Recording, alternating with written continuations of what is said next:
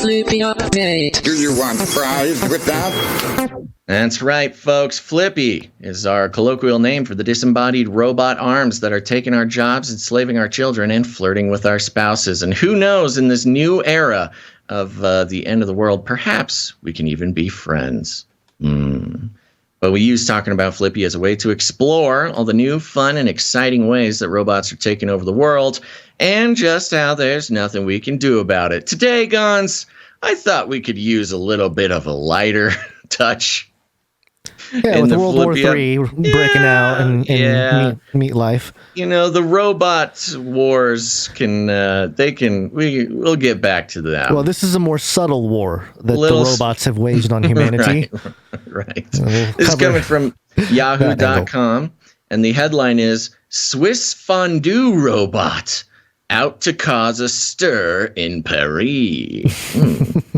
Switzerland's national dish is fondue. I didn't know that. That's awesome. Your national dish is melty cheese? That should be our national dish. Switzerland's national dish is fondue, a simmering pot of heartwarming melting cheese that can be prepared, stirred up, and served by a robot, thanks to some high-tech wizardry. Gonz. Wizardry. Yes. A Swiss team has been beavering away on... Beavering. Gonz. The dots are all connecting. Wizards, beavers, Canada. A Swiss team has been beavering away on Bobot, or Boobot, the robotic creation putting a futuristic twist on an alpine tradition. Outside in the Rhone Glacial Valley, bisecting Switzerland's southern Wallace region, crisp mountain air blows down from the glistening snowy peaks. Next paragraph. They just do a little, Sound of Music scene setting there for us.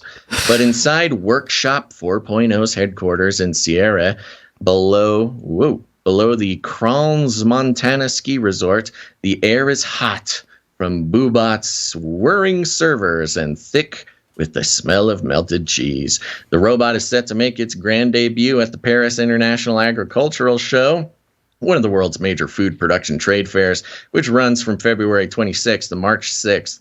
Ooh, what a date. The World War III is just starting. And they're like, ooh, can we still show everybody our cool cheese robot? Yeah, we might as well. We take our chances. Well, the world does seem to just keep on trucking here. So. The world needs some melty cheese. Yeah. Boobot is for demonstration purposes only and is far from appearing in kitchenware. Don't eat this fondue. It's not ready. This is just for demonstrations. The entire project cost $250,000 to 300. I'm sorry. The entire project cost 250,000 to 300,000 Swiss francs, with the robot arm alone costing 80,000 francs. Okay. Wow. Okay. All right. Oh, what do they do with the other money? I guess just give it to people. Cheese Passion. Workshop 4.0 co-director Nicholas Fontaine, 30, who wears a black baseball cap reading Cheese Passion, said Boobot had been nearly 2 years in the making. Quote, we wanted to do a project that combined innovation with Swiss tradition, and fondue was the perfect choice, Fontaine told AFP. For the Swiss, fondue is emblematic. It's something very emotional, too, because of it's part of our identity, our know-how. And there's the rub, Gonz, getting the robots involved in our emotional lives, our identities. Our identity is wrapped up in the melty cheese, and we're just letting some robot come in and take control. Quote, fondue is something convivial. It's a nice opportunity to draw people in and talk about robotics and how it can be used. Cheese propaganda. Whether at home, in a restaurant, or in an alpine cabin, sharing a fondue remains the heart of Swiss social life. Boobot is named after the Boobos, teenage boys who spent the summer up in the mountain chalets helping herdsmen while they took care of making cheese. Then they have a whole bunch of tech specs about exactly how good this robot is at grating the cheese, stirring the cheese. You learn a lot about fondue in about 10 paragraphs here. But part of it is they do talk about how the robot can pick up a metal spike, pierce a head of bread, swipe it around the jar before placing it in a holder for fondue lovers to try the gooey cheese drips down. So it's a spike-wielding, a spear-wielding robot hand. Keep that in mind as the robot takeover happens. Then it ends with this, Rise of the Robots.